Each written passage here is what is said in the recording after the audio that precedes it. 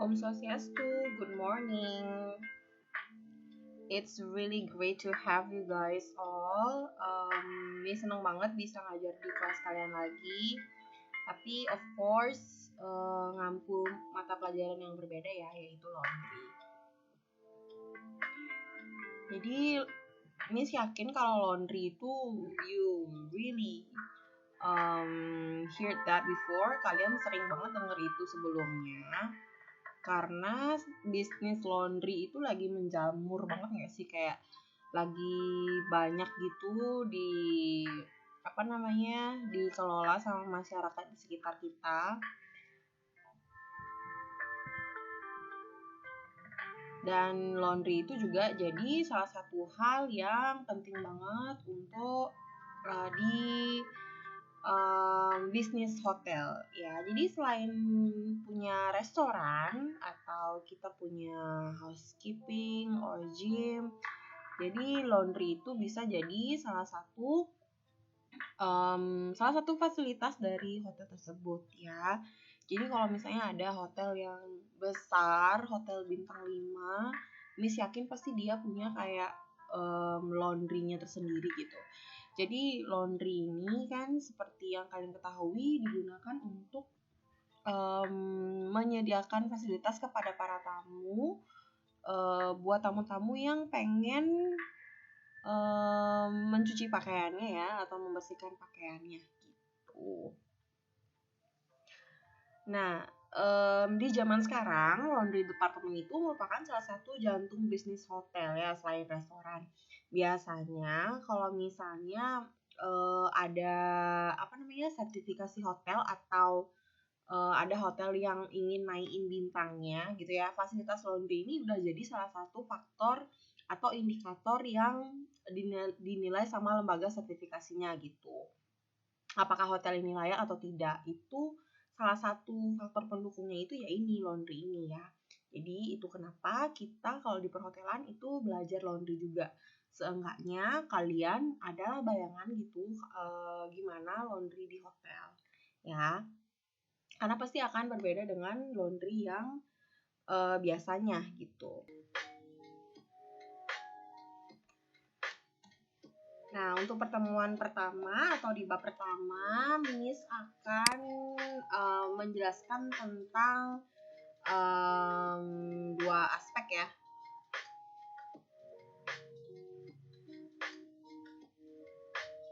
Jadi ini Miss akan menjelasin pengertian laundry itu apa sih sebenarnya ya, dan kalian pasti udah tahu.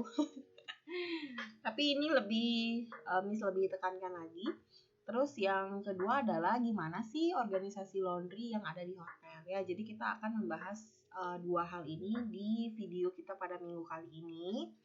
Jadi kalian silakan ambil cemilan dulu atau tidur-tiduran atau terserah ngapain, yang penting kalian dengerin penjelasan Miss, oke? Jadi seenggaknya adalah yang nyangkut gitu ya penjelasan Miss hari ini. Yang penting kalian sudah nonton videonya, kalian dengerin ya, anggap aja kayak nonton vlogger di YouTube ya. Tapi ini pelajaran. Oke, jadi yang pertama Miss akan ngejelasin tentang pengertian binatu atau laundry itu apa sih gitu ya. Nah, jadi laundry itu berasal dari kata bahasa Inggris yang artinya proses mencuci ya. Kalau dalam bahasa Indonesia itu namanya binatu. Jadi kalau misalnya di bahasa Inggris kalian mau ngomong bahasa Inggris nih, oh saya lagi nyuci baju gitu kan, I'm doing my laundry. Jadi laundry itu bahasa Inggris. Nah kalau dalam bahasa Indonesia itu namanya binatu ya. Makanya kalau di mapel-mapel biasanya namanya itu laundry atau gitu ya binatu. Ya jadi binatu tuh bahasa Indonesianya. Nah jadi setelah berkembangnya zaman itu ya, seperti yang Miss bilang pertama, kalau misalnya binatu itu udah atau laundry itu udah menjamur banget di kalangan masyarakat, dan itu juga menjadi salah satu pekerjaan ya zaman sekarang.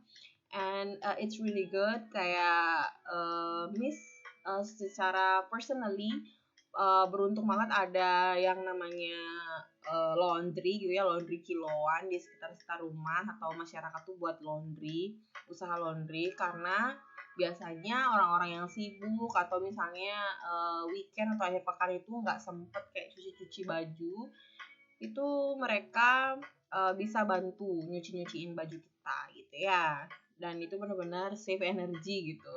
Tapi ya Kang Oin gitu, we pay for more, kayak kita bisa kita bayar mereka tapi it's okay, itu artinya kita juga dukung tetangga kita, bener nggak ya? Nah, jadi kita first ditinjau dari sudut ilmunya dulu. Kalau misalnya secara ilmu, laundry itu dapat diartikan sebagai pengetahuan ya, pengetahuan yang mengupas dan membahas hal-hal yang berkaitan dengan bahan cucian, bahan pencuci, alat-alat pencuci, dan prosesnya gimana gitu ya. Jadi bahan cucian tuh ada banyak, misalnya bahan-bahan kain tuh namanya bahan cucian ya. Terus bahan pencuci kayak bahan-bahan kimia yang dipakai untuk mencuci, terus alat-alatnya apa aja, dan juga prosesnya gimana. Nah, kalau misalnya ditinjau dari sudut ilmu, laundry itu dapat diartikan sebagai pengetahuan. Oke, ingat kata kuncinya itu pengetahuan. Terus kita move. Nah, kalau ditinjau dari sudut organisasinya nih ya, atau dari sudut kelembagaannya, laundry itu bisa diartikan sebagai bentuk usaha yang kegiatan utamanya adalah memproses pencucian bahan-bahan tekstil dengan tujuan mendapat suatu keuntungan. Nah, balik lagi yang dijelasin di awal, laundry itu sekarang sudah berkembang pengertiannya ya. Jadi kalau laundry di suatu organisasi ya, seperti organisasi wirausaha, itu dapat diartikan sebagai bentuk usaha yang kegiatannya itu menghasilkan sebuah keuntungan atau komersil ya. Jadi dia ada keuntungannya, manbati gitu lah istilahnya ya. Oke, jadi ini tentang pengertiannya udah ya, udah jelas. Kalau sudut ilmu itu dia dari pengetahuan, kalau sudut organisasi dia itu adalah sebuah bentuk usaha yang kegiatan utamanya itu untuk mendapatkan sebuah keuntungan. Oke.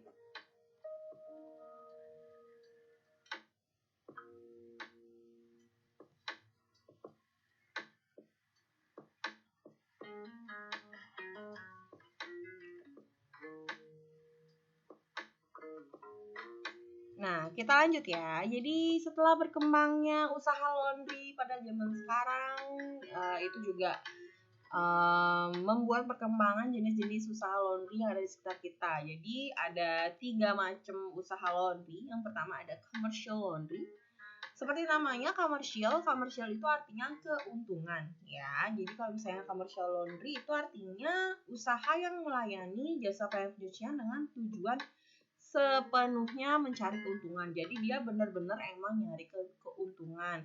Contohnya kayak apa, Miss? Ya, contohnya kayak yang di laundry kiloan itu, di laundry pinggir jalan ya, atau yang dekat rumah kalian. Jadi misalnya ada sebuah usaha ibu-ibu atau bapak-bapak yang buat usaha laundry dan mereka narifin kalian misalnya berapa kilo gitu ya. Misalnya berapa, 4.000 per kilo atau ada yang sampai 7.000-an per kilo. Jadi itu full untuk mencari keuntungan. Itu namanya commercial laundry. Contohnya laundry kiloan ya, laundry cuci paket itu biasanya. Nah, terus yang semi commercial laundry. Nah, kalau semi itu artinya di tengah-tengah ya. Jadi mereka itu di satu sisi mencari keuntungan juga, tapi dia juga mencuci untuk kepentingannya dia sendiri. Ngerti kan maksudnya ya? Untuk kebutuhannya sendiri. Contohnya laundry hotel. Nah, Miss jelasin. Kalau di laundry hotel itu dia sebuah laundry itu dibuat di sebuah hotel. Laundry dibuat itu kan digunakan untuk mencuci linen-linen. Kalian tahu linen kan, kayak seat, table seat, bed cover, kayak gitu-gitu loh. Misalnya napkin dan sebagainya. Jadi itu mereka cuci di laundry hotel mereka.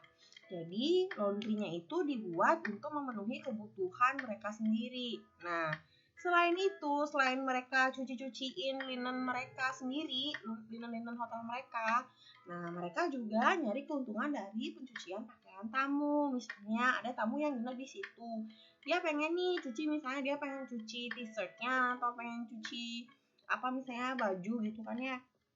Nah, secara otomatis hotel itu akan mentarifkan harga atau mencharge tamu tersebut dengan harga di mana tujuannya ya mencari keuntungan. Nah, maka dari itu ini jadinya semi commercial laundry. Selain dia memenuhi kebutuhannya dia sendiri atau nyuci linennya mereka sendiri, nah mereka juga nyari keuntungan dari pencucian pakaian tamu.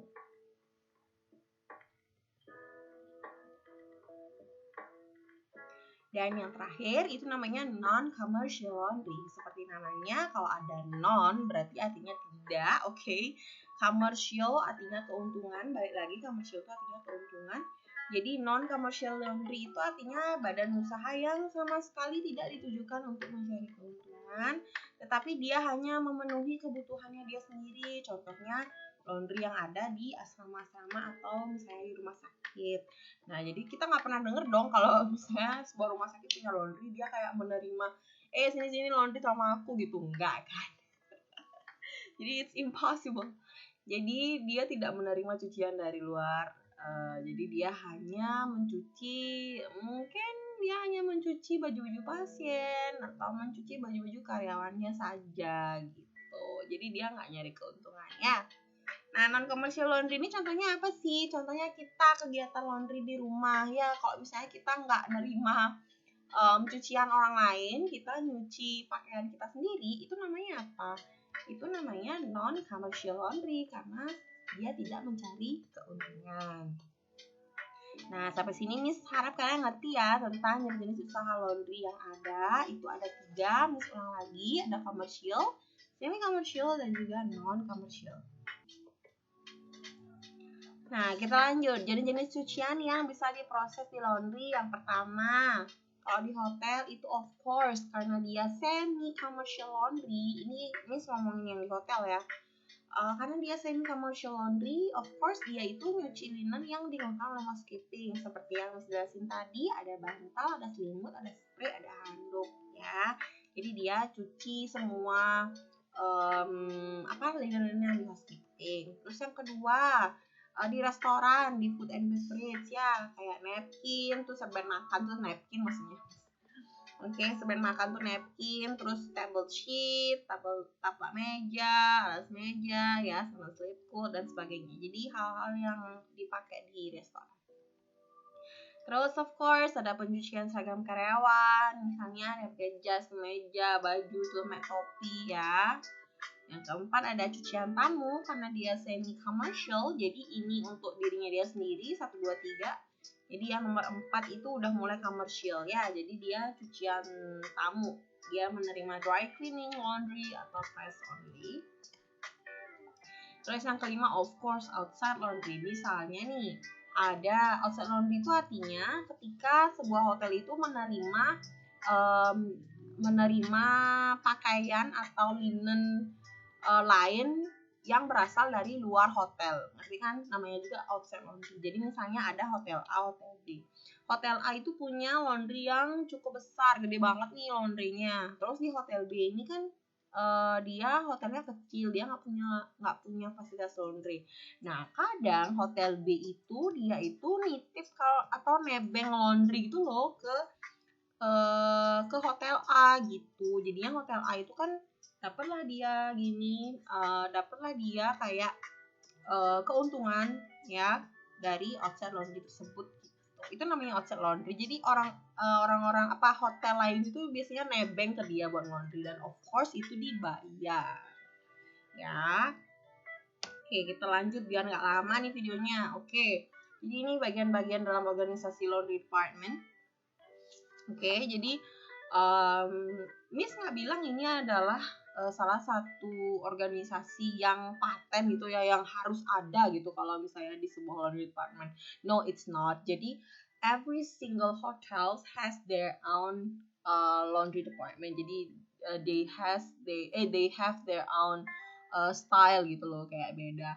Maybe mungkin di hotel A lengkap kayak begini, tapi maybe di hotel B mereka cuma punya laundry manager sama apa namanya, sama gininya, sama plan staffnya aja gitu. Jadi cuman ini sama ini maybe gitu ya, dan beda-beda pokoknya. Oke.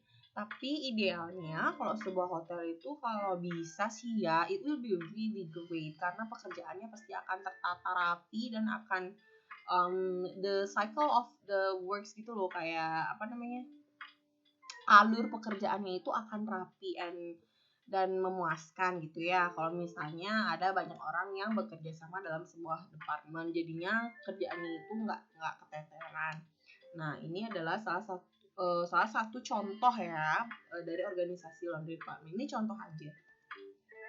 Nah, untuk penjelasan dari masing-masing ini, masing-masing kerjaannya laundry manager tuh ngapain, asisten tuh ngapain, dan segala macam. Ini udah Miss buatin PPT-nya. Oke, kalian bisa lihat, kalian bisa baca ya kalau laundry manager tuh ngapain. Contohnya merencanakan program kerja, buat anggaran, koordinasi, ngawasin.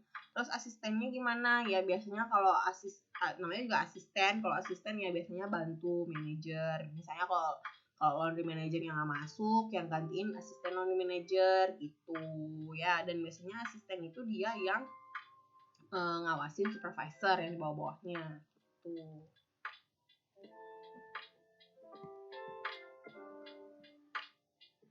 Nah, ini ada laundry secretary, ada laundry plan section, dan office section. Oke, ini jelasin sedikit ya.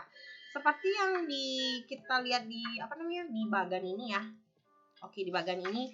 Nah, ini ke bawah dibagi jadi dua. Ada plan supervisor sama office supervisor. Jadi artinya ada pegawai-pegawai atau staff yang kerja di plan ya, plan section. Plan section itu artinya section yang tukang-tukang yang isinya tuh tukang-tukang gitu loh, kayak tukang ngecek, tukang gosok ya, atau setrikain, cuciin, terus tukang packing dan segala macam, itu di plan ya, plan section namanya. Dan yang kedua itu ada office section. Jadi ada yang kerja di office section itu biasanya orang-orang yang ngurusin billing lah, nerima orderan, ngecekin, terus yang nge-delivery, orang yang ngangkut dan sebagainya. Nanti kita akan belajar itu. Nah, ini kalian udah ngerti lah ya laundry sekretaris ya. Jadi dia itu biasalah tuh buat administrasi gitu. Terus, nah seperti yang Miss bilang tadi ada plan section sama office section. Jadi plan section itu dia ngerjain plan section supervisor ya. Itu dia sama ngelaksanain program kerja, ngawasin staff-staffnya ya, dan buat jadwal, sama juga di office section juga gitu. Nah, ini ya yang Miss bilang. Jadi Miss bilang kalau di laundry itu biasanya ada dua, ada plan section sama office section. Di plan section itu contoh-contoh pekerjaannya kayak checker, marker, washer, yang ada er-ernya ini ya. Kalau namanya checker, dari kata check berarti ya udah dia tukang-tukang ngecek gitu loh. Jadi checker itu ini kalian bisa lihat di gini ya. Terus dia itu meriksa dan ngitung kembali jumlah cucian, terus memperhatikan permintaan pelayanan cucian kamu. Itu udah checker. Pokoknya udah checker tukang ngecek. Marker, jadi marker dari kata mark, ngasih tanda ya, milah-milah cucian. Misalnya ini punyanya tamu A, ini punya tamu B, itu marker. Jadi biasanya diisi. Nanti kita belajar nanti pakai ada gun khusus, marking gun namanya. Jadi itu dipakai untuk ngasih tanda ke baju tamu biar nggak ketuker nanti pas dalam proses nyuci, pas proses ngedrying, atau pas proses jemurnya ya, kita kan nggak tahu, makanya dikasih tanda biar nggak pisah-pisah. Nah, terus namanya washer dari kata wash, tukang cuci ya. Tapi kalau washer itu tinggal masukin ke washing machine aja sih kalau zaman sekarang ya.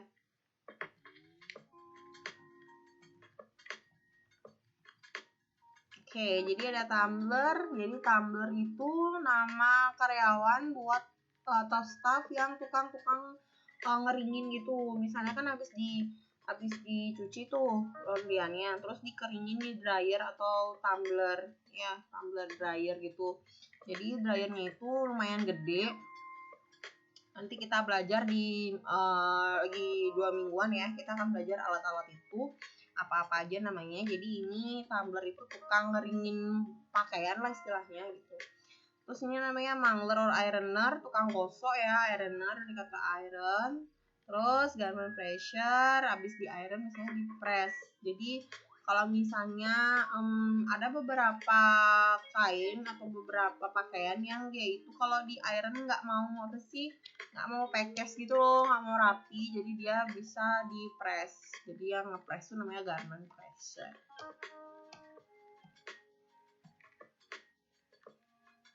Oke, terus ini ada shift pressure ya, jadi ini kayaknya jadi satu deh sama garment juga bisa, kan sama-sama pressure. Jadi dia melakukan pelicinan pakaian jenis shirt yang tipis-tipis ya. Terus ada shorter, seperti namanya shorter, dia itu ngumpulin semua cucian yang bersih, terus disempurnain lagi hasil packingnya, terus melipat dan mempacking pakaian. Nah, ini lagi beda, ada dry cleaning sections juga. Jadi dry cleaning itu nanti Miss jelasin ya, tapi Miss kasih gambaran. Kalau dry cleaning itu adalah proses pencucian yang dia itu nggak pakai air. Jadi ada beberapa pakaian yang memang dia kalau dicuci kena air tuh bisa bikin jelek gitu loh. Contohnya kayak songket. Misalnya kalau songket itu kan sebenarnya nggak boleh dicucikan ya. Jadi itu namanya ada dry cleaning. Jadi kita bersihinnya itu ada namanya pakai solvent atau minyak namanya. Jadi itu dipakai. Nah, di dry cleaning session itu, dry cleaning itu biasanya lebih mahal sih daripada yang wet cleaning. Jadi ini ada beberapa ininya ya, beberapa staff-staffnya, istilah-istilahnya. Ada dry cleaner operator, wall pressure, terus sama finisher. Nah, kita lanjut yang di office. Seperti namanya office section, jadi ini biasanya itu kerjanya kayak di dalam ruangan ya, gitu. Jadi ada namanya linen attendant. Jadi linen attendant itu orang-orang yang yang ke restoran atau yang ke housekeeping section gitu loh, untuk ngambil laundryan yang kotor-kotor. Terus nih uniform attendant yang ngurusin uniform ya, uniform karyawan. Terus seamstress Miss kayaknya lagi stres makanya buatnya stres. Seamstress kali ini seamstress apa seamstress ya, I don't know. Aduh, jadi seamstress ini dia tukang-tukang misalnya kalau ada button atau kancing yang rusak itu dia yang perbaikinnya. Jadi dia tukang-tukang perbaikin linen sama uniform. Terus ada deliver ya, jadi ada namanya deliver. Jadi dia jadi deliver itu yang nganterin linen yang udah bersih ya. Jadi itu dia collab atau featuring lah ya sama linen attendant sama uniform attendant juga. Kalau misalnya lagi full gitu, deliver juga pasti bakalan bantu. Terus ada office clerk, order taker, charge or billing, and valet. Jadi biasanya yang di office itu kerjaannya yang ini, seperti yang Miss bilang tadi ya. Kalau misalnya ada tamu yang nelpon, kamu yang order takerin, yang ngurusin billing, valet itu yang ngirimin ke kamar-kamar hotel. Ya, kamar tamu hotel. Terus ini office clerk kayaknya sekretari deh. Misalnya kalau di sekretarinya lagi banyak kerjaan, misalnya office clerk yang bantu. Okay, that's all. I think itu ya 24 menit. Okay, Miss berusaha buat video nggak lama-lama, tapi lumayan lah ya, 25 menitan, 24 menit. Okay, that's all for today. Thank you so much for watching this video. Nggak usah di-subscribe juga nggak apa-apa, karena di sini ngupload di YouTube itu biar so everyone can access it, bisa diakses tanpa apalah ribet email dan segala macam. Tapi buat kalian yang bisa nontonnya di Google Classroom, it's really good too. Thank you so much. Jadi untuk kedepannya silakan kalian ulangi lagi. Kalau misalnya ada penjelasan Miss yang kurang ngerti, kalian bisa juga tanya itu di WhatsApp ya, di WA. And for tugas dan segala macam, I will inform that through Classroom and also through WhatsApp as well. So thank you so much and have a nice day everyone.